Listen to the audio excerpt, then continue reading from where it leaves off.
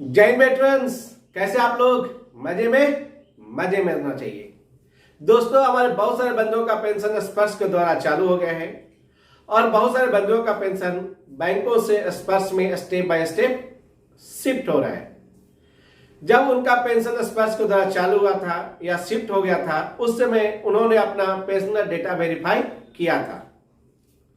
चूंकि स्पर्श initial phase में है तो डेली R&D चलता है, रिसर्च एंड डेवलपमेंट चलते रहता है। नई पॉलिसी बनती है, फिर खत्म होती है, फिर बनती है, फिर खत्म होती है।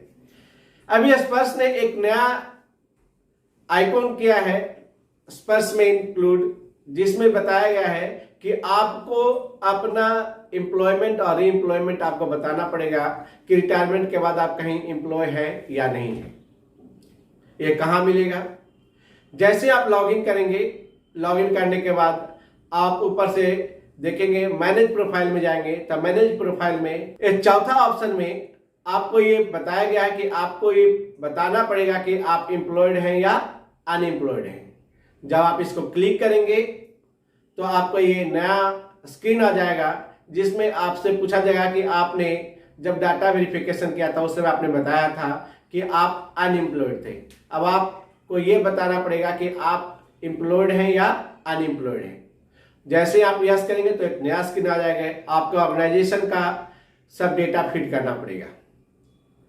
बात यहां से गेम चालू होती है कि अगर आपने यहां पर यस कर दिया और अपने सारा डेटा वेरीफाई कर दिया, आप बिल्कुल सही हैं, क्योंकि स्पर्श में डालना है कि आप एम्प्लॉयड है कि अनएम्प्लॉयड है। यहां तक तो आपने ईमानदारी से काम कर दिया।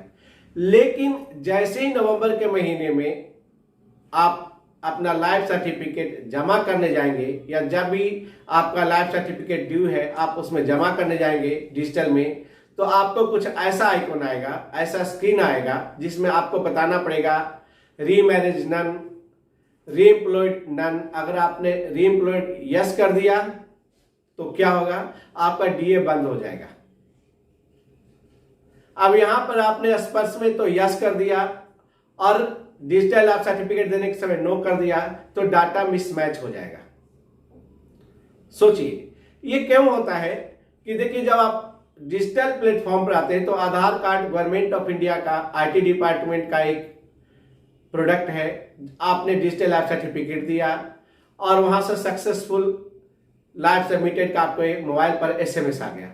ये SMS कोई स्पर्श वाला नहीं देता है, ये SMS आता है गवर्नमेंट ऑफ इंडिया के IT डिपार्टमेंट से कि आपने अपना लाइफ सर्टिफिकेट आधार बेस्ड सबमिट कर दिया है। और एक प्लेटफॉर्म है, एक जगह है, वहां से जो भी PDA, चाहे वो बैंक हो चाहे वो PCDA हो, वहां से वो डेटा फेच करता है।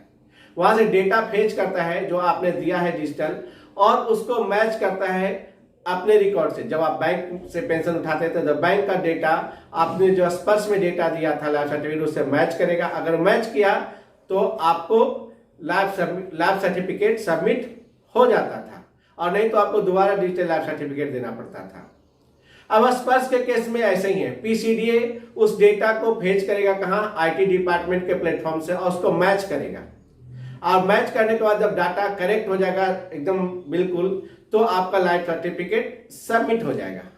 क्योंकि आपने स्पर्श में आपने बताया कि आप एम्प्लॉयड हैं और डिजिटल में देने जाएंगे नो, तो डाटा मिसमैच हुआ कि नहीं? अगर आपने यस किया डिजिटल लाइफ सर्टिफिकेट देने के समय तो DA बंद।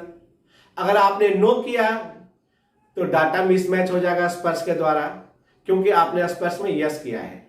तो यानी आप लाइफ सर्टिफिकेट देंगे तो भी आपका पेंशन बंद होने वाला है, और ना देंगे तो पेंशन तो बंद होगा ही होगा।